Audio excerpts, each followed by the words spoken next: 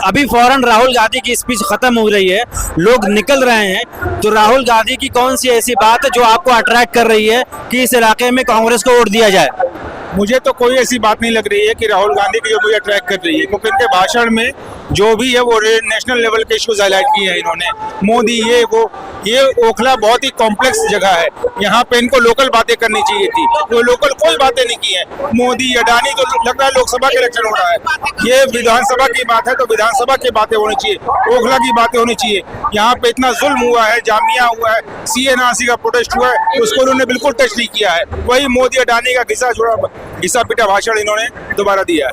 मुझे लगता है कि इससे कोई फर्क होने वाला है। यहाँ पे जो मैं समझ रहा हूँ जो लड़ाई है ओखला विधानसभा में, वो सिर्फ अमानत और शिफाउर रहमान के बीच में है, लेकिन इस लड़ाई में ये भी हो सकता है कि बीजेपी बाजी मार जाए।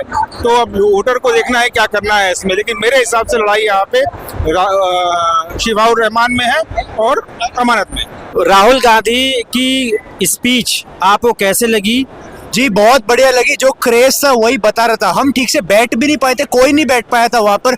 सब लोगों को चेयर के ऊपर चढ़ना तक पड़ गया था उनको देखने के लिए, इतना क्रेज था यहाँ पर। और ये क्रेज जो है जरूर कुछ ना कुछ इशारा कर रहा है कि कम से कम ओखला में इस बार बदलाव जरूर होता हुआ दिख रहा है। राहुल गांधी ने ओखला के लिए क्या कहा?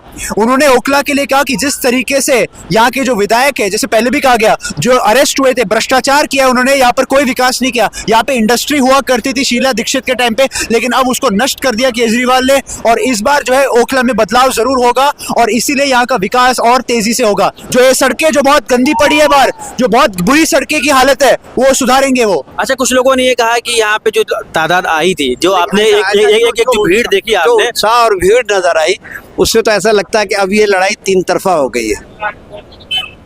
हम तो चौतरफा लोगों से सुन रहे हैं, आप तीन तरफा किसको काउंट कर रहे हैं? चौथा आप बीजेपी को कह रहे हैं, बीजेपी तो यहाँ से नहीं निकल रही है। अगर तीनों भी लड़ेंगे, तीनों वोट भी काटेंगे, बीजेपी नहीं निकल। सर, अगर तीनों में से एक अगर हम देखें यहाँ पे जो तादाद है मुसलमानों की, जो तादाद है वो तकरीबन 53 या 55% के आसपास है मैक्सिमम।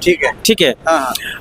और आपके पास तीन वोट पे 2.5-3 लाख का वोट है, वो उसमें मतलब कितने वोट के परसेंट 50-55% के आसपास वोट पड़ता है। उसको अगर तीन जगह में अवैसी की पार्टी मतलब इतने भरपूर काटेगी नहीं, मतलब वोट। ये दो में लड़ाई टफ, तो लड़ाई तो इन दो में ही है। अब ऐसा लग रहा है इन दो में लड़ाई है। अच्छा, बीजेपी कहती है हमारी MIM से लड़ाई, आप डायरेक्टली मुकाबला। वो इसलिए कहती ना कि उसको वो बनाना चाह रही है, वो बनाना चाह रही है कि डायरेक्ट लड़ाई मेरी EVM उनसे है, IMM से है, अवैसी वाली पार्टी से है। वो ये बनाना चाह रही है, इस मुद्दे को फिट करना चाह रही है ताकि लोग कन्वर्ट हो और उधर वोट डालें। बहकावा में ऐसी बात कह रही है कि मेरी लड़ाई उनसे है, ऐसा नहीं है।